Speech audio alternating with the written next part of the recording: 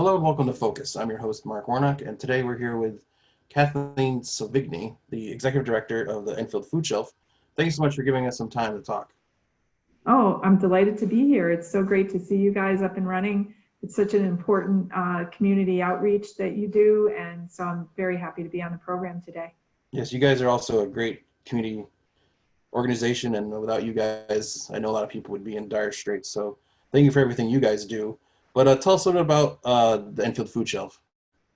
So the Enfield Food Shelf has been around for more than 50 years in continuous operation, helping families in need throughout the Enfield community. At this point, we had expanded to about 6 different programs that we have. In addition to our weekly food assistance program, we've also got programs for seniors. We've got home delivery of senior food for that goes on once a month. We've got collaboration with a couple of groups for the Enfield Friendly Caller program that calls seniors to help combat isolation that they may feel as they're aging in the community. We have our Healthy Meals, Healthy Minds collaboration with ERFC that provides things like the Tonight in Thompsonville dinners and the summer lunch bunch, as well as a variety of other activities. And we also have a variety of other programs and outreaches and collaborations. We try to do our best to ensure that other organizations that have people in need are also receiving food. We were able to set up a small pantry at Head Start, for instance, over the past year to outreach to some of those folks, and just kind of building that network where people are able to access food and be able to have less hunger here in Enfield. So that's great. That's fantastic. You guys have like so many things going on. You guys, I don't know how you keep track of it all sometimes. You have so many things going on. Tell me a little bit about how you got involved with Enfield Food Shelf. Originally, I got involved through my son's Cub Scout troop. Actually, when he was in first grade, we would go and for the years he was in Cub Scouts, we'd go and pack the Thanksgiving bags. And then I got to know the executive director at that time, Linda Bridge, a wonderful person who really helped to advance the organization during her tenure, and eventually moved to a position on the board of directors and then as the executive director. So that was probably about for 15 years I've been with the organization. Wow, that's fantastic. So it's big news before we get into the meat of the interview. You were saying before we started talking that you guys are moving.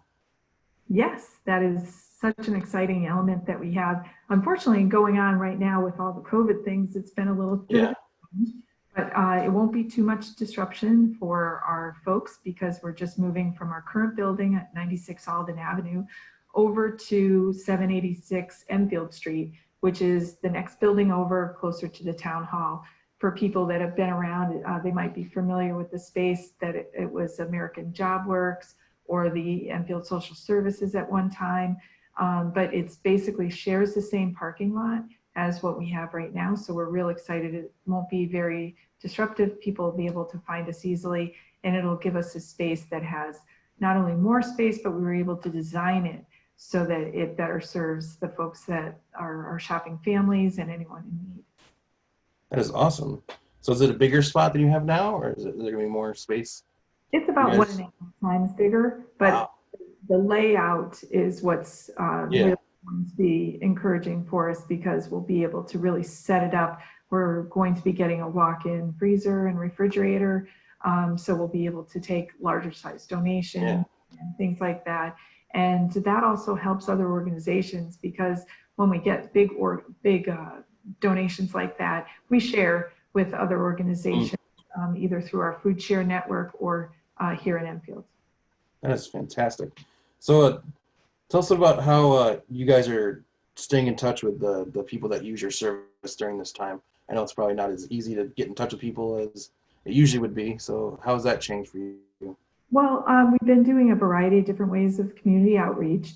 One example would be our Facebook page. If people want to visit us on Facebook, we've been utilizing our normal connection that we have with Yukon Nutrition to have our registered dietitians do little video clips out there. They've been doing all kinds of recipes and tips and things like that for staying safe. That's one way we've been reaching out, is trying to utilize our social media a little bit more. We've also partnered with Enfield Social Services to make direct calls out to our families and let them know, just to be sure that they were open. Did they need any type of extra service? How were they doing? Was, family member helping them, or did they still need to come? So they knew our hours and things like that. So that was a good way to kind of touch base with our population. We've also expanded to do home deliveries for people that have a need for that. So I have a group of volunteers that do home deliveries on Wednesdays, because we still have a lot of people who are in that very high high age group, or definitely have medical issues that don't allow them to come out and do shopping and things like that. So we wanted to make sure that those folks are still being serviced as well. And we also have expanded to have a mobile food share in our parking lot every other Friday. The next one's going to be coming up on, if you start from July 10th and then go forward every other Friday from 11:30 to 12. So we've expanded for that, as well as summer meals for kids, summer lunches for kids, Monday, Wednesdays, Fridays in our parking lot. So everything is pretty much outside. We've designed it so it's safe, not only for our donors, but for our volunteers, as well as for folks that are our shopping families. I know, as you were talking about you mentioned your volunteers, and I know with us at the Public Access, and I know a lot of the nonprofit organizations, the volunteers seem to skew older because they have more time and more free time. How has this whole pandemic and everything that's going on affected how your volunteers are able to come in and do stuff with you guys?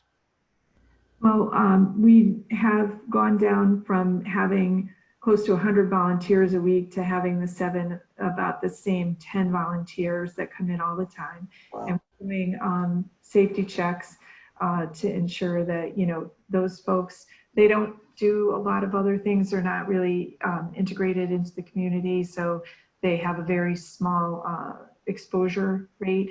We have masks, we have personal protection equipment, hand sanitizers, all that we're all using within the facility, as well as safe distancing as much as we can with the 6 feet apart. And we've gone to shifts of people.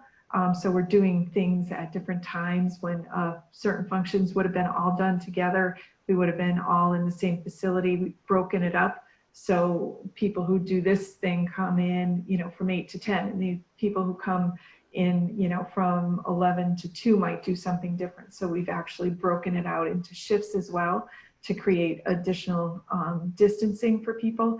We have, for volunteers, for instance, for donors, we put a table out so that people are able to put their donation on a table that's 6 feet away from anyone else, so that people can safely donate. And that's the way we actually do our pre-bagged groceries as well. We have a table where the items are put on the table, and then the shopping family can get out of the car and safely get their own groceries and things like that they'll be picking up. So we've really worked with Feeding America and food share guidelines, as well as the CDC guidelines, to make sure that we're doing everything we can to stay safe.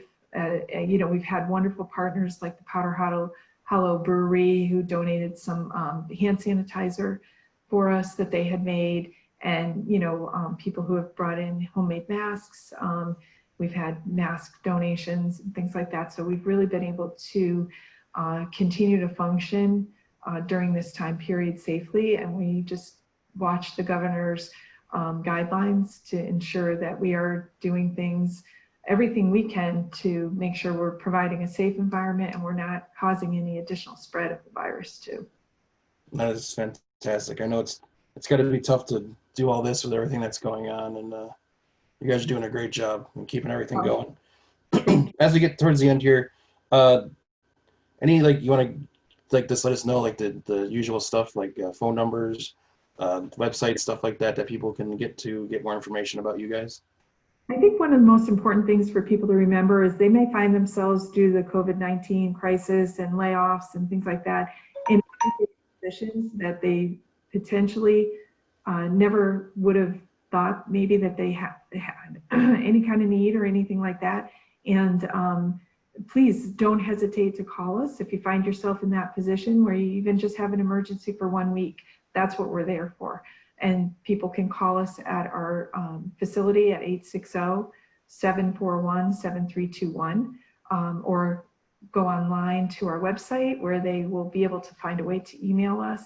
And we're more than happy, to help anyone who has any kind of need. I think Enfield as a community has done an outstanding job stepping up in this very difficult time and making sure that they're taking care of friends and neighbors. We have, new relationships that, we have, perhaps someone has a neighbor and they knew they would come to us, but that person can't come out of the house.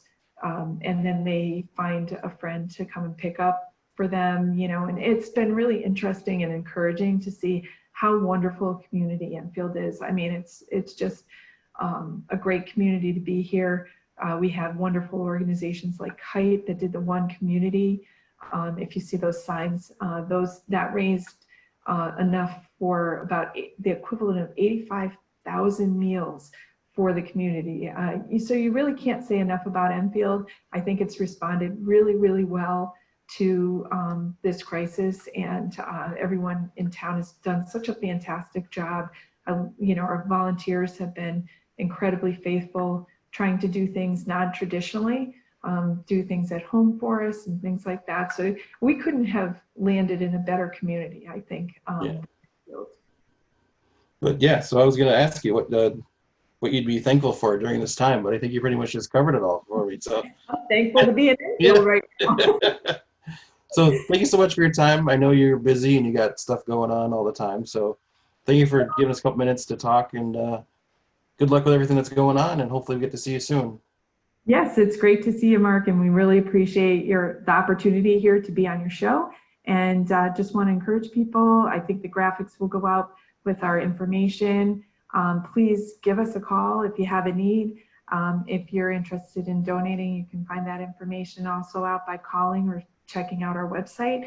And we just thank everybody who has been, so gracious and so very involved in making sure that everyone in the community is doing okay. And we hope that we can get through this, whenever it ends. Well, we all thank you and your organization for everything you guys are doing. You guys are doing awesome stuff, and thank everyone else for watching, and we'll see you next time on Focus. Thank you.